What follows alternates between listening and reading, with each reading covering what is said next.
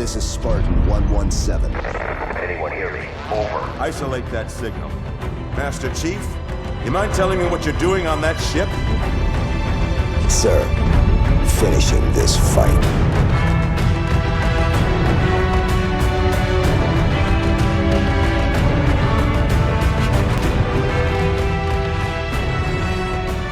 Welcome back to Finish the Fight, a Halo podcast. I'm your host, Jesse Reiners. And I'm your host, Alex Kendall. And we are on bonus episode number 10. As always, it is voted by our amazing patrons. And this month, they chose that we cover Sadie's story. Yeah, so Sadie's story, going back to Halo 3 ODST, was the story told from Sadie's point of view through the different terminals, phone booths, different interactions throughout the city that the superintendent was kind of directing you towards. So that kind of brought it all together. So we're going to give you a synopsis of the whole story and kind of what happened. Yeah, and the story is available through Halo 3 ODST, which was created by Bungie and released through Microsoft September 22nd, 2009. I will want to say, I'm just glad we're revisiting ODST. I missed you, buddy, so I'm glad we're back here. But let's talk about creating Sadie's story. So Sadie's story isn't the first time a meta story would appear in the Halo series in the form of audio. The first time this would happen would be in the I Love Bees story for Halo 2's marketing. I Love Bees is an alternate reality game created by 42 Entertainment and released the summer of 2004. What started as a beekeeper's website was hacked by an AI, leaving messages and clues that the fans must decipher. And now jumping over to, Bungie's second creation, we have the audio logs in ODST. Bungie wanted to make the city more interactive, and thus the player would find the audio files by discovering them throughout the city. There are 30 total audio logs throughout the destroyed city of New Mombasa. Originally, the audio logs in the city were going to be easily found, but in early playtests, players didn't find that fun. Bungie would also make the audio logs hard to find, which players also did like. So trying to find that perfect porridge, I guess you'd say. Daddy logs too hard? Well, that's interesting. Mommy logs too easy. Those are both wrong. But anyway, continuing on. This led to the studio finding the sweet spot in difficulty, the player to go ahead and find those audio logs, and having the city's AI, Virgil, give the player clues to when and where a nearby audio log would be. Yeah, so you'd see like those roadblocks would start acting up, or the ATM shooting out money, or the payphone shooting out money and like ringing. So you'd hear all these different audio cues plus visual cues that kind of led you towards it. And after the player unlocks an audio log, they will have access to a nearby weapons cache. So not only would it give you insight on the fall of New Mombasa, but it would kind of give this really cool story to see kind of how everything went about, plus give you a little ka-ching for doing it, giving you some weapons, giving you, possibly a mongoose, some other cool stuff to help around the city. When it came to inspiration for what Sadie's story would be about, Joe Staten actually got inspiration from the Divine Comedy, and we'd have Sadie's story be an interpretation of that. He had just got done rereading a new translation of the book, so that's where he got the idea from. Bungie's audio team would still produce all of the sounds from Sadie's story, so that's all the dialogue, all the background sounds, and you can even hear brutes and wraiths and everything else in the background, so that was really, really cool. In fact, the whole Bungie studio would contribute to crowd scenes. Anytime that Sadie or anyone else was in a crowd, that was everyone at Bungie. And I know that they even said that they didn't have a lot of women working, so they had to take women to a separate room, and they would record one take, move all the women around in a room, record another take, move them all around, because that's the way it sounds like 20 people with 4 or 5. Because whenever you start to mix that audio together, it's hitting every different point in the headphones. Some are closer, some are further away, some are moving. So yeah, it's a really cool aspect to not on a lower budget, but on like a lower staff count. Be able to be like, okay, put some people here, put some here, mix it together. Beautiful, we have a crowd. Exactly. So during PAX 09, Bungie would announce that the I Love Bee developers, Fourth Wall Studio, who were former employees of 42 Entertainment, would be working on Sadie's story. From there, Joe Staten would show some photos from Sadie's story illustrated by Ashley Wood. And as we said, this was released with Halo 3 ODST. Now let's go over Sadie's story itself. So now we're finding together, all of us listening, we're finding these audio logs right now. So to start, on October 20th, 2552, 19-year-old Sadie Endesha, there we go, was leaving New Mombasa by train to enlist in the UNSC. So yeah, we kind of get that story. She's kind of going around, And what I really love, the way that they wrote this, it's pretty mysterious who our character kind of starts out to be. We just know it's this younger girl who is set out to eventually try and find her father. But at the time, we're like, okay, cool. She's listening to UNSC. The whole hubbub about the Covenant is up, and people are like, we need to fight back against it. So it's a really cool aspect. Unfortunately, to her dismay, she was caught by Virgil, a subroutine of the New Mombasa superintendent written by her father, Daniel Ndesha, to monitor and take care of her. It's kind of funny because she's like talking to Virgil, but Virgil doesn't talk like, hey, you need to get out of here. Virgil communicates through like pre-recorded messages. So it'll be like, to try to relay a message, it'll be like, step back in the car, like, or something. It's so weird. It's kind of how Bumblebee communicates. It's the same kind of thing. And like, people are even like, why are you talking to the train? And the train's talking back because the train, stops, and she's like, Virgil, let me out of here. Let me out of here. Yeah, and it's a really cool way to do it. This is Transformers Part 0.25. It's one of my favorite Transformers that's out there. My favorite Transformer, Mustang car. I love Mustang car. I love Mustang car and various other very specific implemented cars for branding. I love that movie. But eventually Sadie does convince Virgil to let her go, because the Covenant is now arriving on New Mombasa as this is happening. She's like, Virgil, this is cool and all, but check that out. I gotta go. Yeah. So then moving on from that, I think that's like the end of the first one. And by all means, I don't know when these are all going to be ending, so just bear with us here. Sadie eventually contacts Daniel Ndesha, which is her father, and he's at the superintendent's data hive. And, he's trying to say, like, listen, I just made this kind of discovery, which they're, if you put the pieces together, it's the portal and void. So he was a scientist working on that. So that was really cool. So yeah, Sadie's trying to tell him, listen, I'm going to come get you. Like, I'm going to come rescue you. We're going to get out of here. But this whole entire time that she's trying to make it to her father, he's saying, you need to leave the city. You need to get out of the city. Like, there's a Covenant attack happening right now. Yeah, and you can kind of tell just from the way the voice actors are doing this, which did amazing. He knows he's on a suicide mission with this. Yeah. He's like, there's no way I can make this out. We need to continue this research and finish up what we're doing because we found this amazing thing. Virgil's going to try and get you out. Like you need to follow Virgil, get out of the city because there's no way I can make it. Exactly. So as she's trying to make her way towards her father, the New Mombasa Police Department Commissioner Kinsler and an officer, Mike Branley, arrive in this modified car. It's a Civ? Yeah, it's like Civ Genet? Whatever. It's a civilian car that's kind of souped up with like bulletproof glass and a couple other aspects. Kind of to like it. my Honda. Yeah, I would say think of it as an unmarked police car. Yeah. They show up and Kinsler's like, hey, listen, I'll pick you up. I'll take you there. Yeah. Like, we're good to go. Let's get out of here. Yeah, and this is already where we start to get some of that beautiful voice acting you were talking about earlier of creating those crowds, of just creating the murmurs, but then the screams and the runs and like all this other folly that they're putting in there. And it's really cool. I wish we had more audio pieces like this that were more short stories that were told in 30, 50-minute chunks, kind of like Sadie's story, that would tell little bits about just really cool side stories. Like this is pretty much going to be talking about that portal and tying it in, but it's such a neat way to, one, introduce the AI of the city that's going to be helping our ODSTs, or that has helped our ODSTs, and also kind of why the Covenant attacked there and what's going on, which is really, really cool. And the production is done well. And the only other thing that we got from afterwards was Hunt the Truth. But I think something that kind of resonates more is that you had to discover this. Hunt the Truth, you went on iTunes, you went on SoundCloud, you went on Spotify, and you just found it and listened to this one. Unless you're a cheater like me and you just go on YouTube, you had to find it. And I know plenty of people where I tried to talk to them about this, and they're like, no, I haven't found them all yet. When this first came out, like, let me find them all, then we can talk about this story.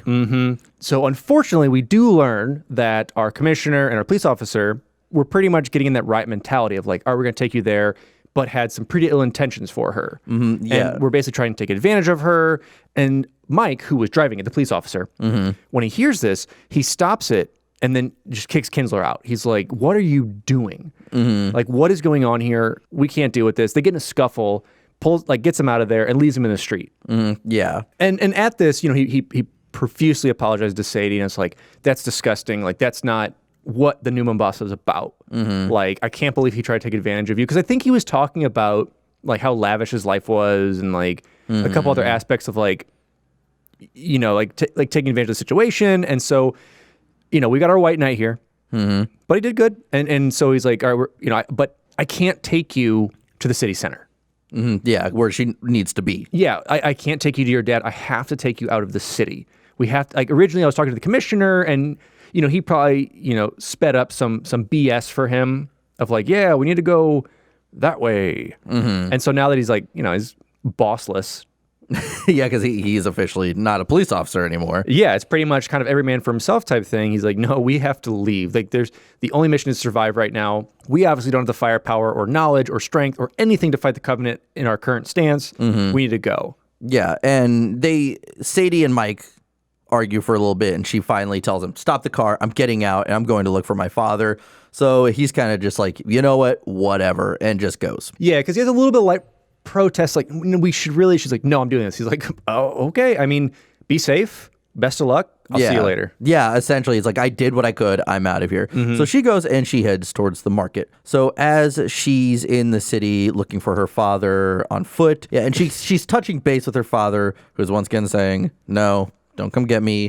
Get the hell out of there. But he's also saying, like, listen, they're here for what I discovered. Yes. They're not just here and I discovered something and this is weirdly coincidental. No, they're here for what I discovered. So that means the closer you get to me, the closer you're going to get to the Covenant, because they're coming essentially to where I am, or they're going to be eventually. After this conversation, this weird kind of things happens where she sees Jonas, this 800-pound butcher who's giving out free kebabs to fleeing people, because he tries to stop this guy and this in a car, and he's like, oh, take my kebab, and the guy's like, no. So he like puts like a cleaver, like a meat cleaver in his car. He reminds me, did you ever play Dead Rising?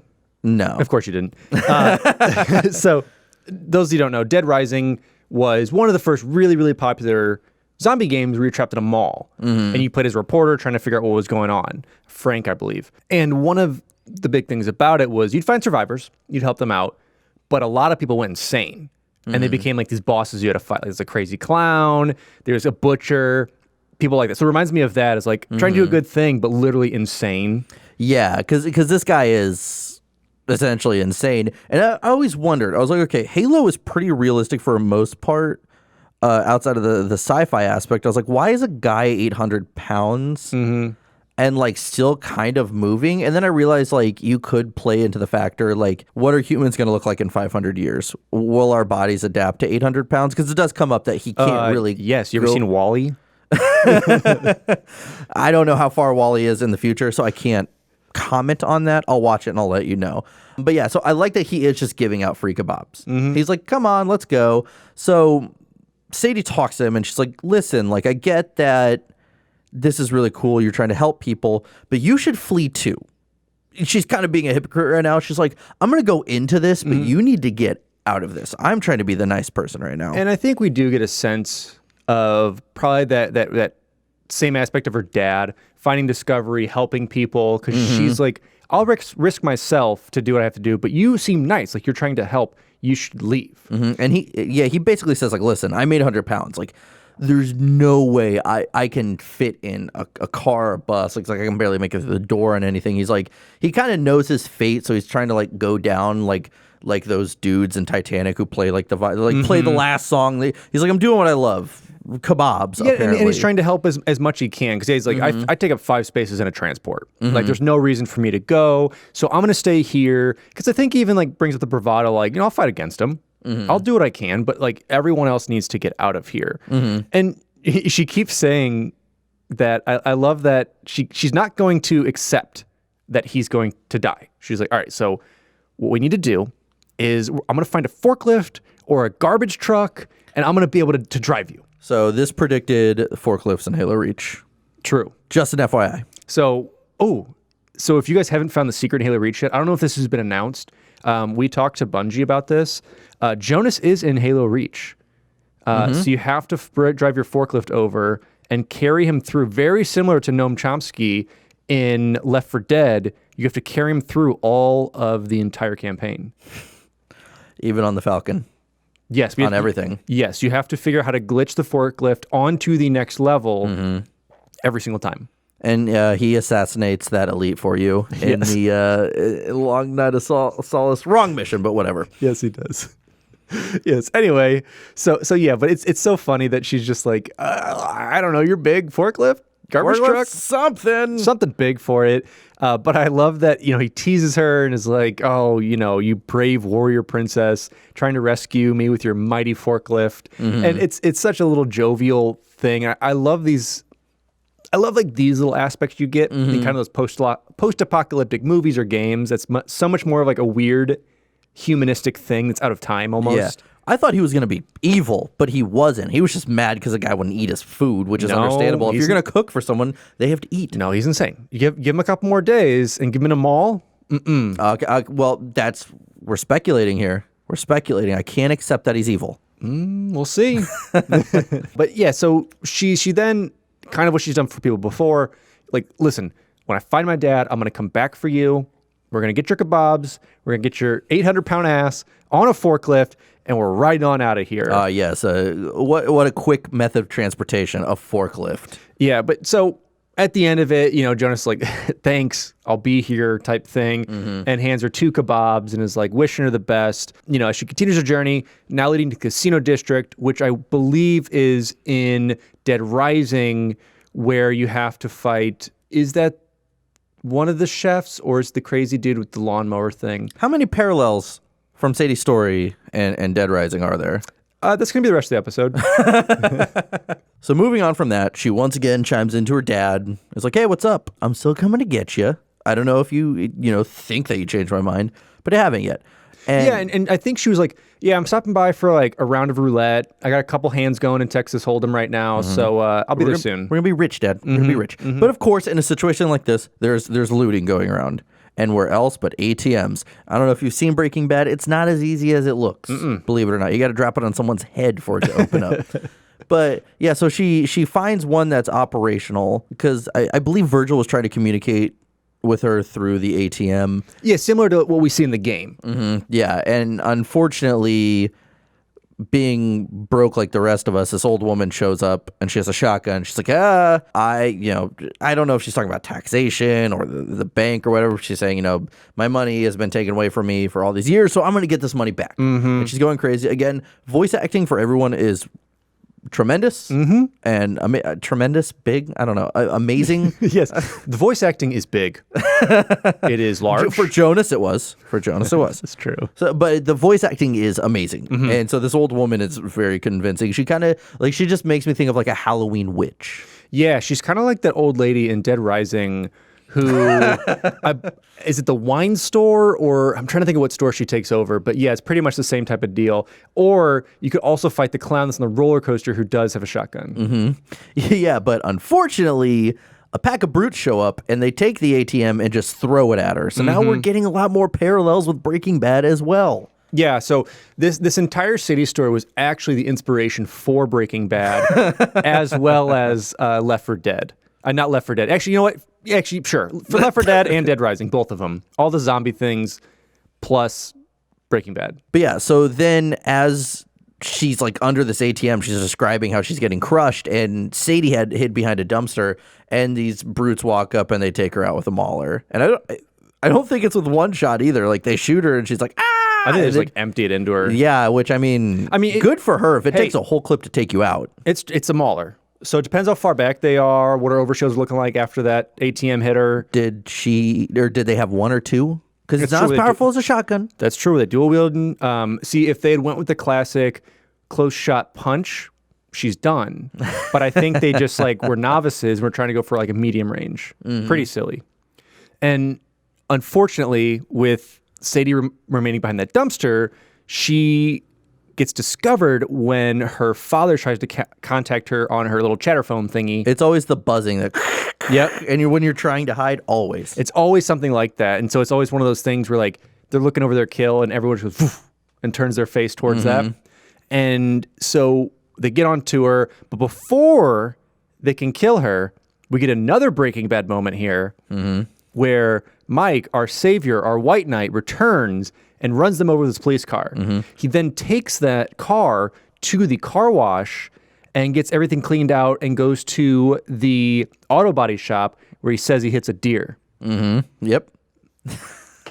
So, yep, this definitely was Breaking Bad. So, but then, Sadie gets reunited with him, and she explains like who Virgil is, and kind of, why stuff's kind of going crazy here, and why she was at this ATM, and what was going on. Yeah. And so they go over the bridge leading from where they are to the main island of New Mombasa. Well, to go back a little bit, Virgil, so we really know who he is. He, whatever Virgil is, he, she, whatever. Virgil is a kind of a part of the superintendent. It's this program that's basically to keep an eye on Sadie because Sadie's mother died many years ago. And this was to help Daniel, her father. Yeah. Essentially. So it's, kind of like a replacement parent, if you will, with no limbs. Well, some limbs, depending on what you control. But yeah, it's pretty much because being such like a high up scientist is obviously not available all the time, and being such a smart person like that and be able to create these things, was I guess key for him too. And we really see that come into play because unfortunately, like every Resident Evil boss, which we're tying in here as well, they come back several times. And this is where, as they're having their like heart to heart over the bridge going, we unfortunately run into Kinsler again, who is armed with an SMG, and he's in a modified Pelican dropship. So I assume it's just like a sweet unmarked Pelican, like his car. Yeah, unmarked. It's gray. It's gray with some tinted windows, and it has a tiny light in the back of it. So when you're driving, that thing shows up. You're like, damn it! I thought it wasn't a police I one. tried to go buy that Pelican, but it's a police Pelican. But he's decked up in police gear, and he forces Mike to throw his pistol over the edge of the bridge. So he says, you're coming with me, because for some reason he can't just let it go. He's like, you're coming with me, because he's still ticked off he didn't get his way with Sadie. And I believe, did he know earlier that Sadie was Daniel's kid? Yeah, because there was a relationship, because I think, correct me if I'm wrong, Daniel's been working with the police, New Mombasa Police Department. I think it's all been intertwined. So like him being a high up scientist, and obviously, him being the commissioner, knew each other. So I think that's what basically brought Sadie into the car in the first place, was like, oh, I know your dad. Like, I'll take you to him. Yeah. But so as Mike and Sadie are getting ready to get onto the Pelican, Virgil once again comes in. So it's everyone saving everyone in this story, because Virgil comes in, he crashes an Oliphant, which I'm assuming is the elephant or garbage truck. Yeah, basically. An Oliphant into the Pelican and empties all the contents onto the commissioner. So it just like unloads all the garbage on top of the commissioner. So that's like kind of like a Little Rascals moment, I would call it. I don't even know if that ever happens in Little Rascals, but that's what I'm going to call it. So then Sadie's like, okay, you know what? Let's get into the garbage truck and we'll just continue on the bridge, and we're going to keep going into the city, because we're just going and going and going. So once that they're inside the Oliphant or elephant, whatever you want to call it. No, I like Oliphant. Oliphant. Oliphant. I thought that was just a thing in Lord of the Rings. No, it's a real thing. She continued to talk to her father, and so they eventually meet this other guy who's in the Oliphant for some reason, Tom Uberti, and he's a salesman. And he just kind of found himself in there, and he is a very, like, everything he does, how he talks to people, he always references it's how to make a sale. He's super upbeat, super, hey, how you doing? That's very Dead Rising lingo. I foresee him being a bad guy. But Daniel Indesha tells his daughter that he sees these Covenant, but they're not like the usual Covenant. And so he says that there are 7 of them. And that Bungie number. Oh, yep. I didn't even realize that. And so they're all surrounding this one, and they're starting to strip it of like whatever armor, these metal pieces it's wearing. And all of a sudden, because there's 6 of them and the 7th one is in the middle, and they all explode. But that one in the middle, that 7th one, actually survived.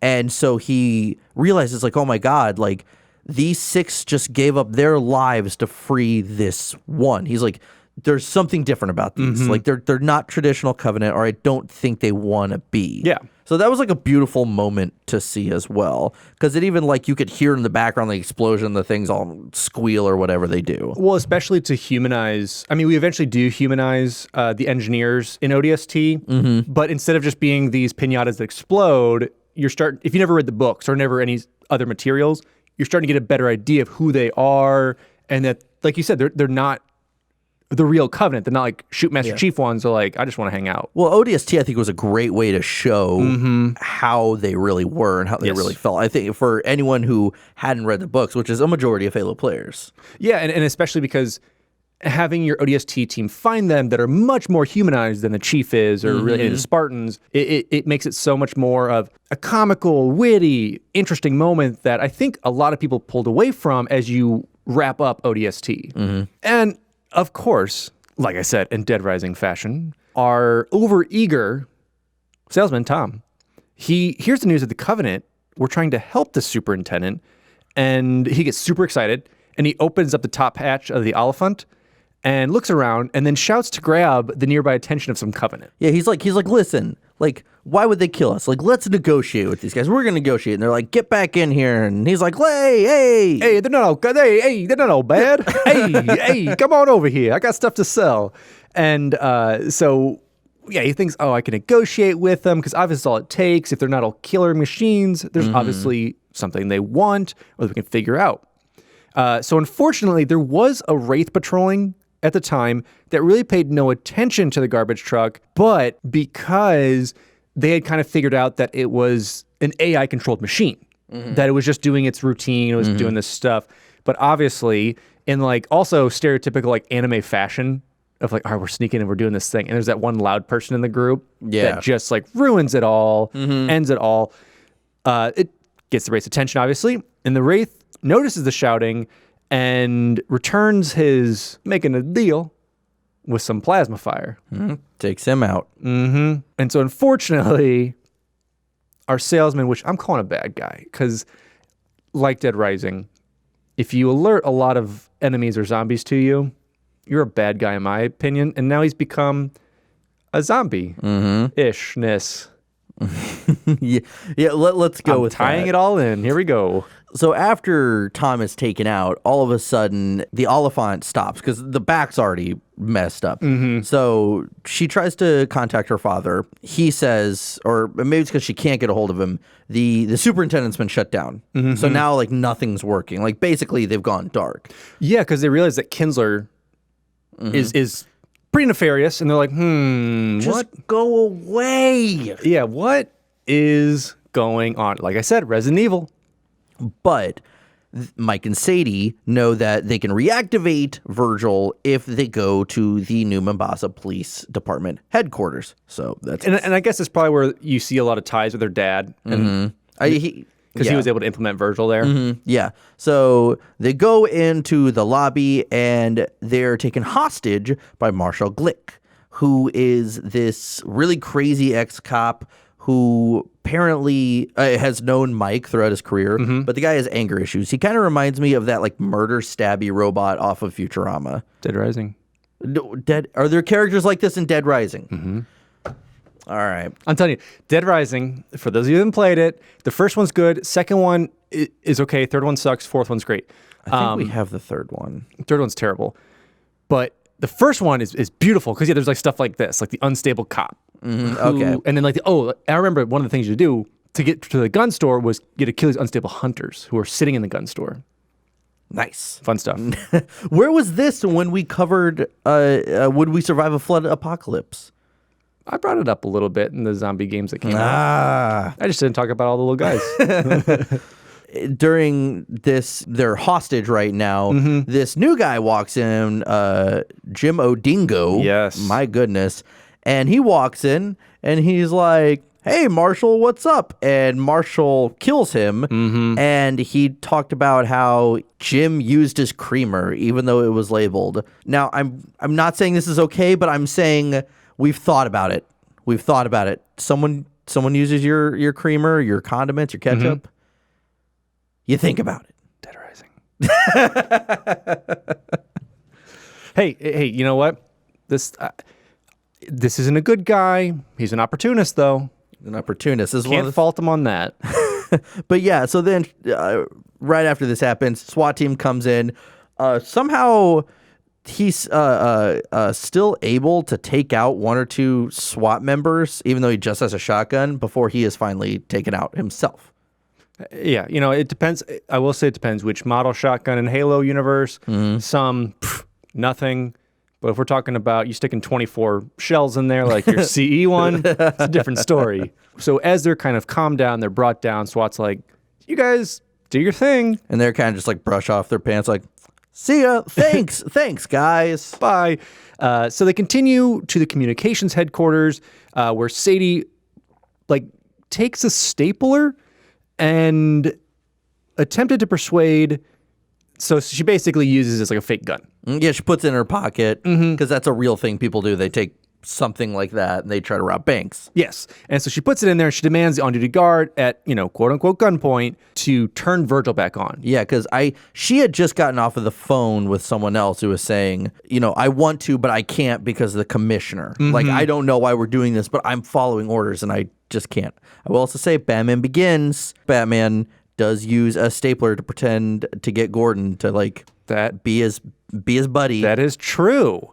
Honestly, I think Sadie's story has inspired past and present media at all points in life. We could all find our roots here. Nuts. But yeah, so the woman sees that Sadie had took her stapler and was like, they're trying to say, turn the superintendent back on, like holding it in their jacket. And she's like, that's a stapler. And they're like, no, it could be a rocket launcher, it could be anything. So the woman who has expressed she wants to turn superintendent back on goes, oh, well, you have me at gunpoint then. This is me just trying to survive. So she goes over, or she lets them turn it on, or she turns it on, playing kind of this. Oh, this is what I gotta do because I gotta survive. Semantics. Yeah, and so plays with it, and so Virgil gets back on. He's all peppy and AIE again. With his bumblebee. We're all happy. Way of communication. Yeah, and it's been interesting because Mike is kind of having this change of heart. We saw it early, obviously, when he kicks the commissioner out, but he's been hearing all this propaganda message of the new Mombasa police. We're fighting the Covenant. We're doing the good fight. There's no need to worry.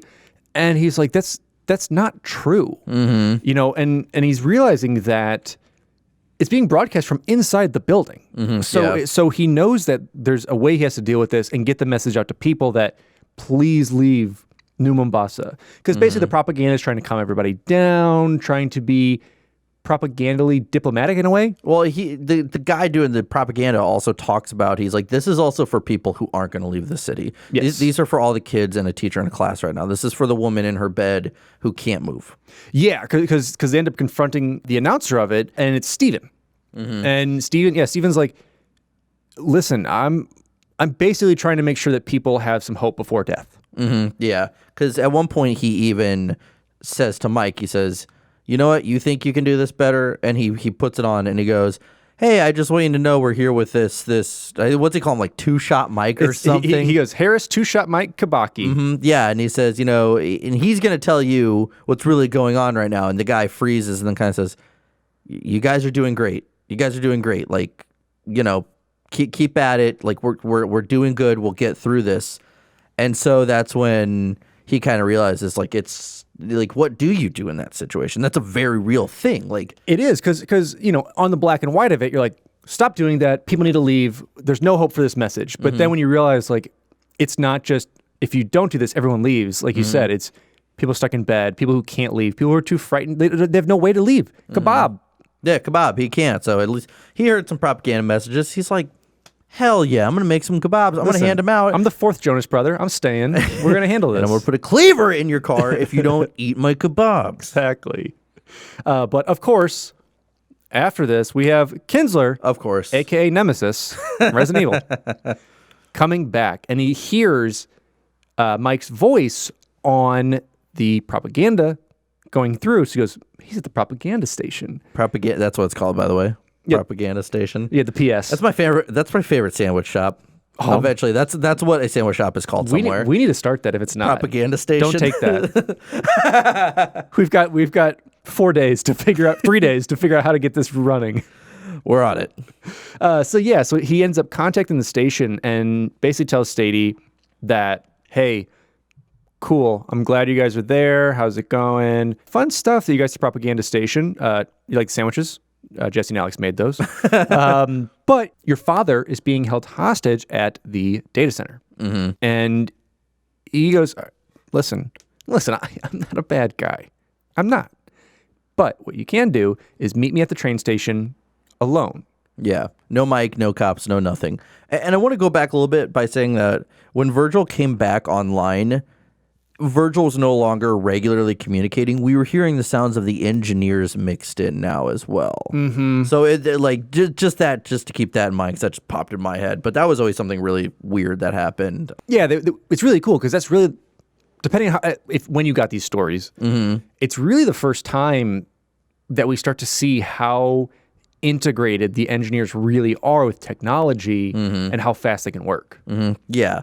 So she goes and she has to fight through this crowd, and I guess it's a private train. It's like a private train car. Yeah, a car that Kinsler has. And so she fights through the crowd, and Kinsler orders the police to shoot a bunch of people in the crowd to get them out of the way so they don't try to get into his car. So she finally gets in, and he plays up once again that whole cliche, like, oh, I'm making a drink with my whiskey right now. And listen, I've seen Mad Men in the future. I know who I am. So at this time, he reveals that he actually killed her father, Daniel and Desha. He says that it's so he actually suffocates and kills him with argon, which freezes people, and that's where you eventually find him in Halo 3 ODST. So if you're like me and barely listen to any of those audio logs, but then like once you replay it, you can see it again. You're confused. Like, I don't know who this guy is. Moving on. Yeah, but it makes sense. And like Jesse had told me earlier, this really does tie into the Divine Comedy with it, because with the devil, his tears are basically frozen tears. Yeah, they freeze into people. We're going to touch on a little bit more of that here by the end of this summary. But so she's freaking out right now because he's just like, yep, I killed your father. I know I said that I had him hostage. Just kidding. I'm evil. I'm Nemesis from Resident Evil. So I'm just going to take you and we're going to get out of the city. But, the whole entire time, there's people outside of this car trying to get in, but the train hasn't left yet. Eventually, though, she realizes that this Virgil and this engineer are kind of intertwined. And so right before Kinsler kind of goes in to attack her, we figure out that Mike has actually gotten all the refugees to storm and attack all the police officers. And that's when Virgil opens the door to that train car, and they all just tear Kinsler apart and murder him. Kind of like zombies would do in Dead Rising. You're stretching. Zombies in general. That's just a general zombie action. Just like in Dead Rising. Yes. But so once this is all over, we still have Sadie saying, I have to go at least get my father's body. And that's when even Mike's saying, no, like we can't. And so this is a really heart-touching moment because it's Virgil using previous conversations that Sadie has had with her father that we had heard earlier of him saying he's proud and Virgil saying, get out of the city, and then playing those messages of her father saying, I'm very proud of you. Very proud of you. And it's so cool because he takes all the messages from things we've already heard, from even more like Jonas and Mike and all these other people who like left her words of encouragement. Not left, I mean, they just talked. But Virgil's recorded that and is playing it back to be like, basically like, you can do this, you need to survive, you need to go. Yeah, and Virgil and Mike both tell her like we need to go, we need to get out of here, and it sucks because she's crying and she's hearing her father, and she doesn't only want to not leave her father, she doesn't want to leave Virgil because she says, you are now all I have left of my father, and that's it. And I think one of the big things too, touching back a little bit when we talk about Kinsler, another thing he said, he's like, I'm going to capture that single engineer that's left. I'm going to be a war hero. And so I think with Sadie figuring out that she can kind of bring Virgil with her, it's like, we need to save that engineer. We need to save it. We need to like bring it out of here. It's not a covenant as we know it. It's a whole different thing, and we need to go. So she unfortunately, or fortunately, depending on how it goes, acknowledges that Virgil is all she has left. And that's kind of why she's like admitting to it. It's like, you're all have left. How do I leave you behind? How do I leave any of this behind? And Virgil's like, no, you cannot stay. Like you have to go. And so finally, Virgil, with the help of Mike being an actual human with arms there, convinces Sadie to stay on the train that they are. Just with the bloodied corpse and ripped flesh everywhere. Yeah. Stay on that train. Well, at least they have like whiskey there or something. That's true. But the train leaves, and you know there's a lot of refugees on there as well. So they leave New Mombasa, and that is it. That is the summary of Sadie's story. Now, remember how we said, let's move on from this. Remember how we had said that Joe Staten had read the Divine Comedy. There was a new translation of it. So let's talk about the Divine Comedy itself and how there are parallels between Sadie's story and the Divine Comedy. So the Divine Comedy was written by Dante Alighieri over the course of 18 years, from 1302 AD to 1320 AD. So Alighieri died 1 year after finishing the Divine Comedy. The story from Alighieri describes his journey through hell, purgatory, and then heaven. And throughout the journey through hell, the character of the book, Dante, goes through 9 levels of hell. Yeah, so that's your typical Dante's Inferno that you know of, that are going to be basically the 9 levels of hell, which are pretty much your cardinal sins, plus a little bit more. Yeah, and so fun fact, the version that Joe Staten probably read before writing Sadie's story was Robin Kirkpatrick's A Third Penguin Classics version released in... The old Third Penguin Classic.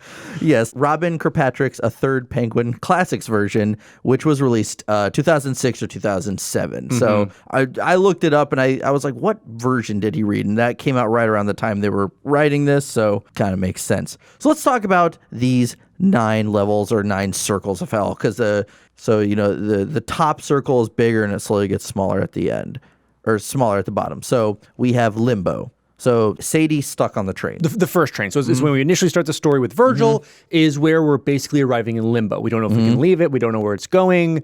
And we are starting there. And then obviously our next ring is Lust. And that's when we first get to meet the commissioner, who tries to have his way with Sadie and tries to take advantage of her. And then we have Gluttony, which is Jonas, the 800-pound butcher. But at least he's a nice guy. He's a nice guy, but yeah, it goes to, especially with him being the butcher, handing out food, trying to do these things. And what I really like is... trying to fatten us all up. Yeah, and I really, really enjoy the way that they had told this and interpreted it.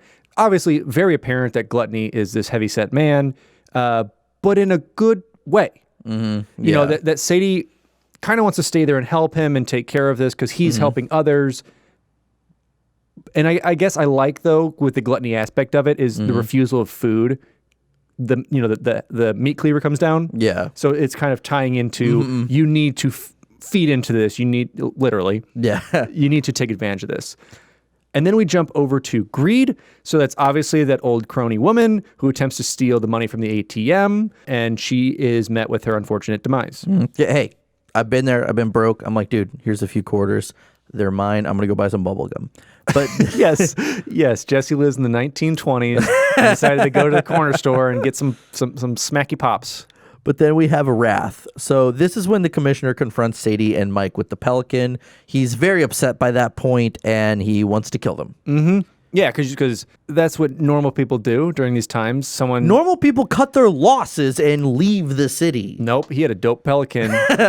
Undercover pelican. Undercover one, or a super pimped out. You know, it could go either way with him at this point. Yeah, at Wrath at this point, could be anything. But then we have Heresy, and that's with Tom Uberti in the Oliphant, who tries to reason with the Covenant. So, you know, he tries to basically break rank, tries to do what he can, and is obviously met with his demise at that point. And then we have Violence. That's Marshal Glick, the cop who snapped. It's because everyone was using his half and half creamer.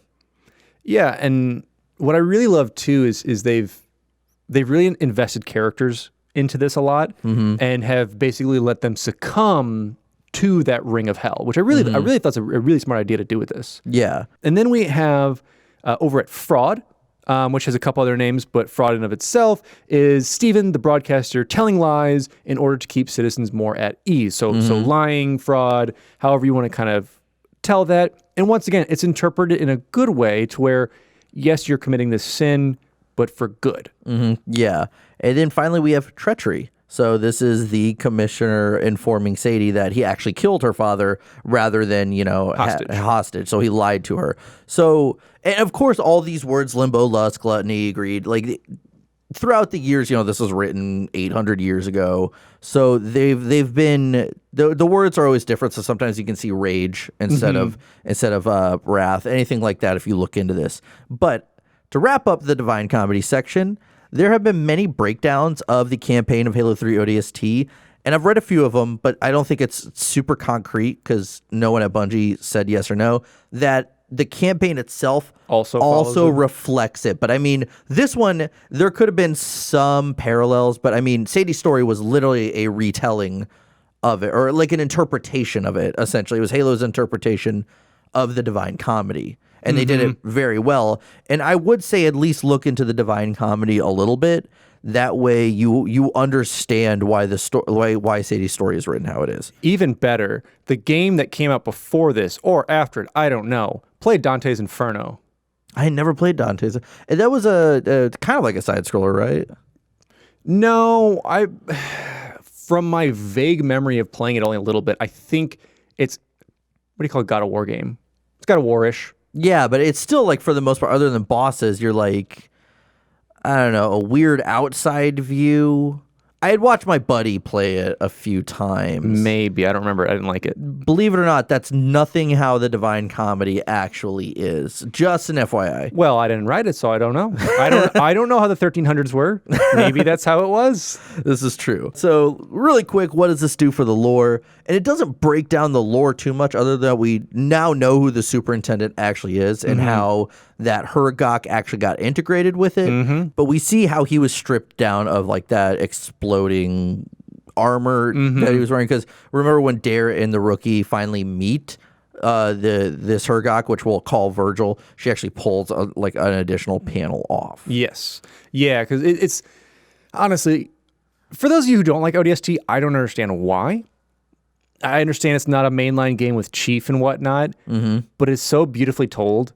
And if you guys haven't looked at Sadie's story at all, I recommend, what did you say, it was like 50 minutes? It's about 50 minutes. Of it all. It's an easy listen, especially if you got nothing to do right now. You're working and stuff, but you got nothing to do. Go listen to it. It's really cool. And let us know your comparisons of it. Let us know if you pull anything else out that we didn't see or hear, I guess you would say. Yeah. And also your opinion on if the campaign follows it at all. Yeah. I could see vaguely if you want to kind of take some of the components of like what Rookie finds and how it correlates. Well, it's like you see like Limbo is when they're dropping in space. I think they, and they compare it to like Buck and Lust because he's going after Veronica Dare, who was, his former lover. Sure. And I've seen them vaguely. Treachery, of course, is when that's assuming that you find all of the audio logs because then that police officer tries to kill you. So stuff like that. It's and you know what? It could be by all means, but I mean, it's not as almost literal as Sadie's story is. True. Exactly. But, I would love to hear from anyone at Bungie that kind of worked on that to give a this way or that way on that, just to even get an idea on kind of went with it. But overall, it's really cool. I really wish there was more stuff out there like this, just in more audio programs of stuff. Because like you said earlier, like Hunt the Truth, that is something like this, but I want like smaller story tidbits. They're like just like one-offs. Yeah. Let's go to the general reaction. So ODST players certainly did not expect an audio story to be found and unfold in front of them while playing the game. ODST already had so much going for it in terms of marketing, story, music, etc. So this was a welcome added bonus. Sadie's story is simple, easy to digest, and resonates with players because it's told from the civilian side of the war, a story that also parallels the Divine Comedy. It was clear that at that point, Bungie was 8 or 9 years into creating Halo, but minds like Joe Staten had yet to lose their spark. It's so cool that Bungie's pretty much on the end of the rope with Microsoft and kind of Halo as a whole. So this is kind of all right, we're ticking our box of 3 games we got to do, but they still put so much into it that didn't have to go. Yeah, like absolutely. Like they didn't have to add this. It wasn't like Microsoft was like, hey, add this audio meta story in. Because you got to remember, Marty O'Donnell says this was the first Halo game released or created by Bungie employees, you know, from start to finish. Yes. And so I really think that it was almost like they had that freedom. The second they had that freedom, they're like, oh my gosh, let's do as much as we can. And within a year too, you got to think, some games don't have this stuff when they have 4 years of development, but for a year? No, because I mean, sure, you're running off the same engine and most components of Halo 3. I understand that. But to base a game around the music, to base a game around a side story, and to base the game around something that really doesn't do much for our whole story as we see it today is amazing that so much care and effort went into this, because they could have just written off the logs as like, oh, there's a terminal. Let's see this ATM. Boop. Yeah. Like all this text pops up. Yeah, you could have just read it like Halo 3. Yeah, exactly. So to add that in is such a major component that I would love to just look into more games that have done certain things like this. Because every single game either has books you read, logs you find, like even some of the audio logs like in BioShock and other games like that, they're there, but nothing has really drawn me in as much as a story going on within a story. Yeah, because it's all like those audio logs typically are like these very small little conversations happening and like little sub stories, but that happen pretty much in that area. So if you're like in a lab somewhere, it's some lab tech talking. Yeah, but to have these stories work together, like, and you know, this story is an explanation for some things. I think that's really cool. Yes. So, you know, I guess we've already kind of jumped into what we think about it, but I mean, really, it just makes me love ODST more and more because it gave you so much more than what you paid for. Yes. Well, actually, by the time they raised it up to $60, yeah, you're about breaking even. But really, like, it's really cool, especially since you have Joe Staten. I don't know why you were sitting around and reading the Divine Comedy, because you clearly have already read it, but you said a new translation came out. So it's the Penguin version. It's the Penguin version. Well, I will say, because it wasn't even it's not modern Italian. It's it's kind of like Old English and modern English. It's old Italian. Yeah, like the new interpretation could tell the story a little different. You know, once the Bible was translated from King James. So many different versions of certain aspects that someone's interpretation of like this style of Latin or this style of Old Italian or this style of Old English jumps it up differently. Yeah, so he was reading that, which, you know, we need to make money off this already, so I can just sit at home for 13 hours and read the book, because now I want to read the book. I absolutely want to read the book. Yeah. So if anyone else has read that, by the way, tell us how it is. Let us know. But I really think it's cool that you can take something which is a dark book, very dark book, and say, I want to put that into my space alien cyborg game. Yes. And have it work so well.